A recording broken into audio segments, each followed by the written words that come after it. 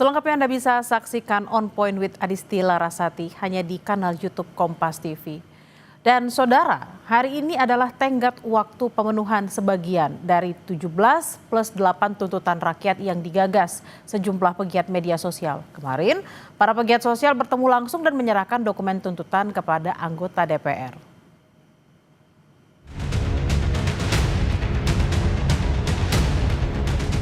+17 tuntutan rakyat tengah menjadi perhatian.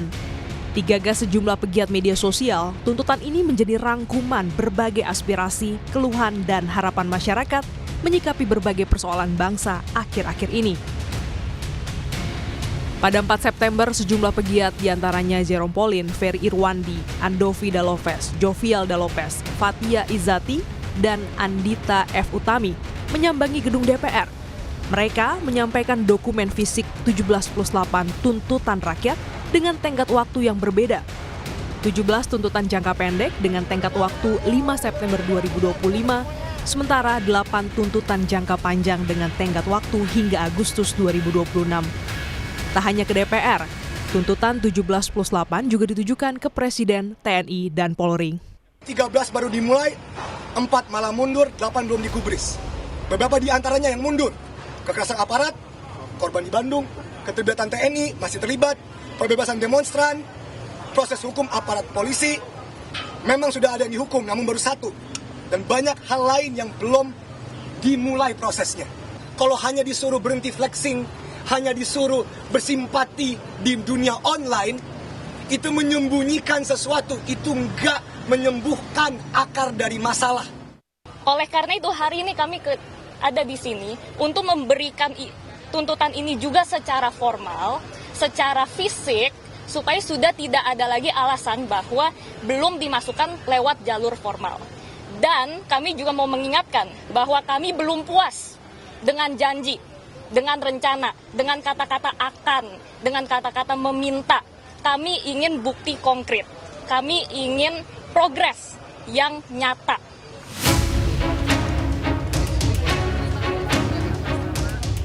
Perwakilan DPR RI Andre Rosiade dan Rieke Diah Pitaloka menerima langsung dokumen 17+8 tuntutan rakyat.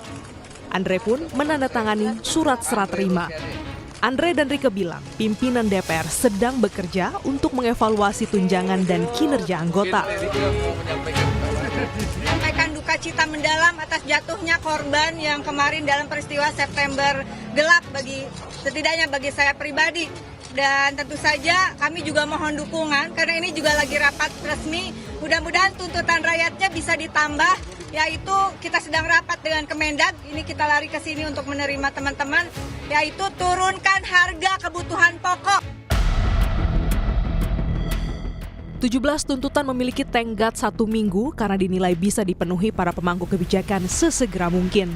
Beberapa di antaranya yaitu bentuk tim investigasi independen, kasus kekerasan dan pelanggaran HAM selama demonstrasi, bekukan kenaikan gaji dan tunjangan DPR, transparansi anggaran DPR, sanksi tegas anggota yang bermasalah, bebaskan demonstran yang ditahan, hentikan tindakan kekerasan polisi hingga terkait kesejahteraan tenaga kerja.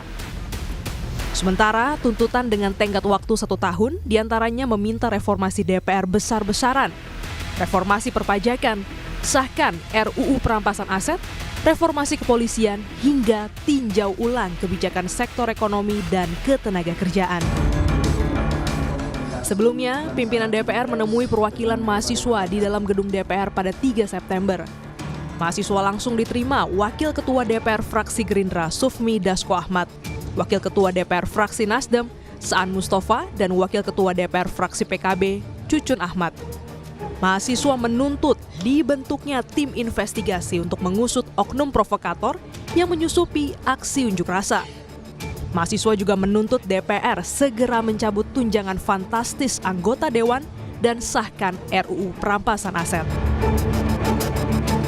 Nah, kami dalam audiensi tadi juga sudah menyampaikan bahwa DPR juga dalam waktu yang singkat-singkatnya akan melakukan evaluasi menyeluruh baik terhadap tunjangan maupun keterbukaan kegiatan DPR, nah itu termasuk yang di dalam 17+8.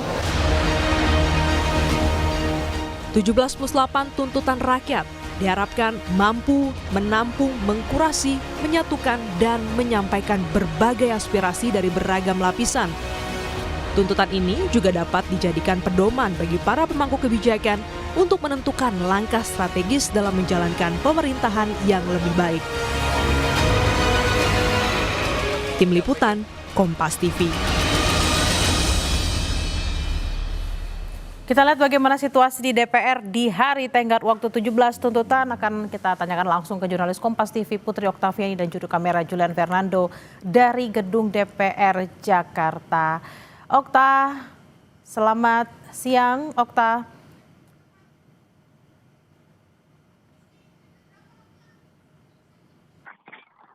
Ya, Bella. Ya, Okta, apakah ada kegiatan unjuk rasa di sana dan bagaimana perkembangan soal 17 tuntutan yang tenggat waktunya hari ini? Ya, selamat siang Bella dan juga saudara. Saat ini kalau kami pantau situasi di area depan gedung DPR MPR RI Senayan Jakarta memang relatif kondusif, tidak terlihat adanya aksi massa begitu seperti yang terjadi beberapa waktu lalu. Kemudian tadi juga kami sempat memantau di area belakang atau di gerbang Pancasila, itu juga sama, situasinya masih relatif sepi, relatif kondusif, dan juga untuk lalu lintas juga ramai lancar di area depan. Ini memang tidak ada rekayasa lalu lintas maupun juga penutupan jalan begitu.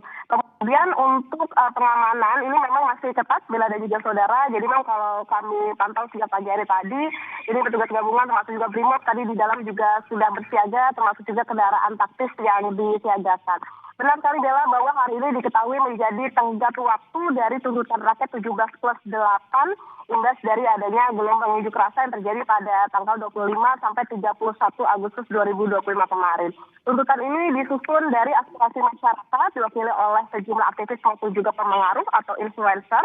Dan mengapa dikatakan tenggat waktu? Karena memang di poin 17+8 ini, 17 poinnya ini merupakan tuntutan dalam jangka pendek. Jadi artinya harus bisa direalisasikan pada hari ini atau 5 September 2025, sementara untuk tuntutan jangka panjang, yaitu +8 itu punya tenggat waktu sampai 31 Agustus 2026.